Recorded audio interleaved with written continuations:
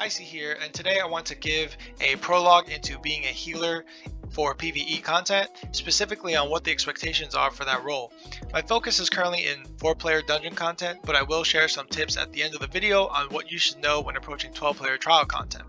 This is the first video in a 3-part series for being a healer in PvE. I'll be sure to have links in the description below when they come out. Roles and expectations. If I was going to sum up my job as a healer in PvE content, it would be these 4 things: healing your team, providing buffs, providing resources, and placing debuffs on your enemies. Now let's break each of these down. Number 1, healing your team. This is your default job function. This will keep your team alive and help them get through the content. You have a bunch of different types of heals to help you do this, and I'll give you just 3 examples since there are so many to choose from. You have single target burst heals like Honor the Dead, you have ground targeted heals over time like Illustrious Healing, and you have smart heals like Radiating Regeneration.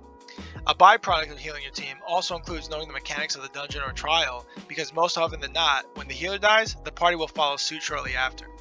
Number 2, providing buffs for your team.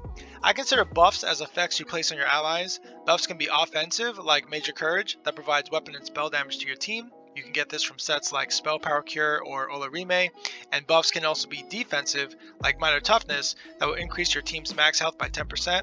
You can get Minor Toughness from the Maturation passive, which can be found on the Green Balance tree when playing as the Warden class. Number 3, providing resources to your team. When we mention resources, we're talking about restoring your team's magicka and stamina pools. There are a few ways that we can do this. With skills, you can use something like Enchanted Growth from the Warden class that will apply the minor intellect and minor endurance buffs. You can also run sets like Symphony of Blades. You can use skills that grant synergies like Luminous Shards from the Templar class or Energy Orb from the Undaunted skill line. Synergies are very important because this will activate their Undaunted command that you can get from the Undaunted skill line. Lastly, you can even do it with your champion points using slottable passives like the Unlimiting Overflow. Number 4, placing debuffs on your team.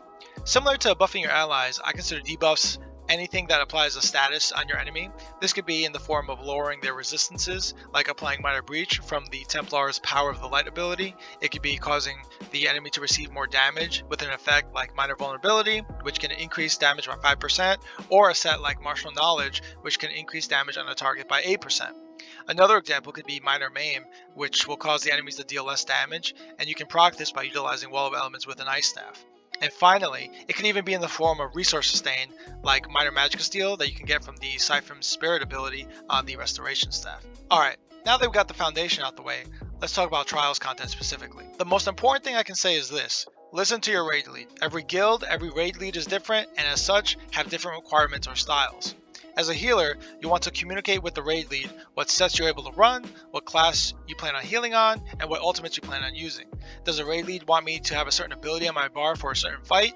Do they need me to perform a certain job, like healing tombs in Vet Sunspire, or maybe being a kite healer in Vet Cloud Rest? Sometimes they'll even just ask you to coordinate with the second healer in the group, and just figure out who's wearing what. Some guilds even have custom raid guides that I would highly recommend reading before you start a trial if you're not familiar with the mechanics. If I had to pick the top 3 abilities a healer must have at a minimum for trial content, it would be Combat Prayer to provide Minor Berserk, Energy Orbs to provide synergies, and Aggressive Warhorn to provide major force. Lastly, in terms of gear for healers and trial content, I recommend trying to collect as many pieces of the following sets so you can reconstruct them at a later date: Spell Power Cure, Olorime, Powerful Assault, Roaring Opportunist, Jorvolds, Martial Knowledge, and Hollowfang. Alright, I think that covers everything for this prologue video. If you thought this was helpful or have any questions, please leave a comment below. And again, this is a 3-part series, so stay tuned for part 2, where I'll detail the journey on how to go from starting out as a beginner level healer with no gear, all the way to an experienced healer with full gear and successfully doing that content.